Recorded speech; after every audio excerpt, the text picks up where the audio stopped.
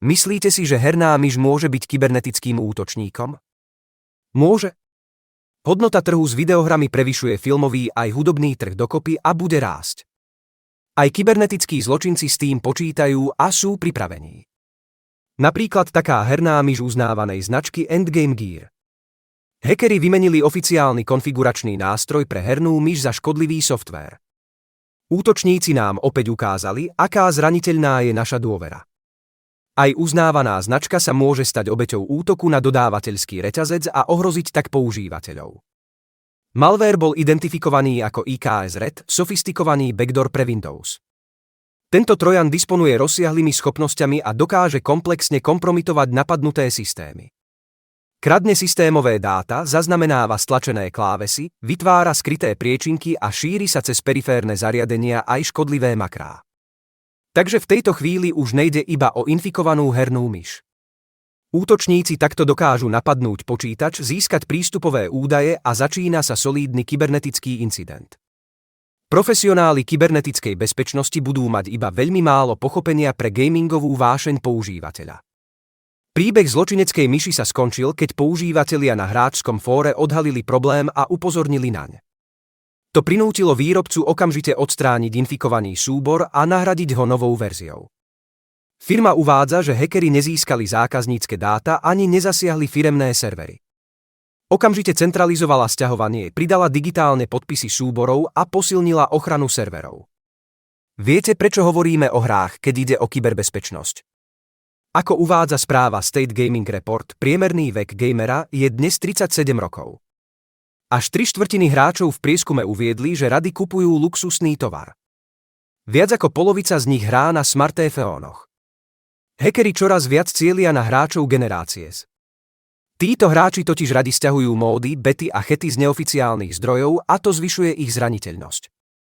Cez hru Grand Theft Auto bolo zaznamenaných takmer 4,5 milióna pokusov o útok. Minecraft hlási 4 milióny pokusov a Call of Duty vyše 2,5 milióna pokusov o útok.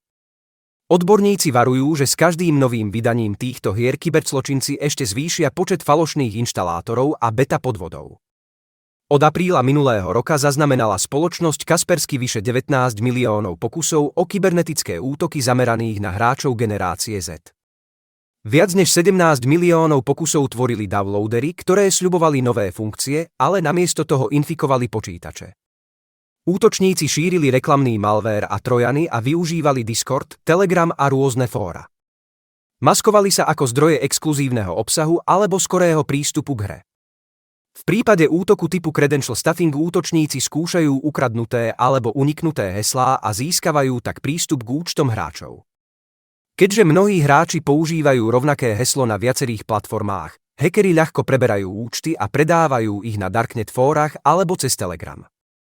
Ani v hernom svete nechýbajú phishingové kampane.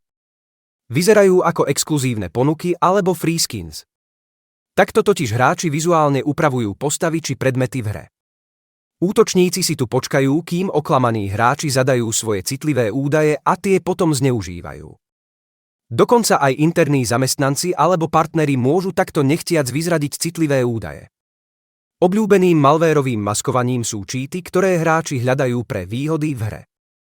Cheat sa musí nainštalovať alebo spustiť s administrátorskými právami, čo útočníkovi poskytuje ideálnu pozíciu na inštaláciu malvéru.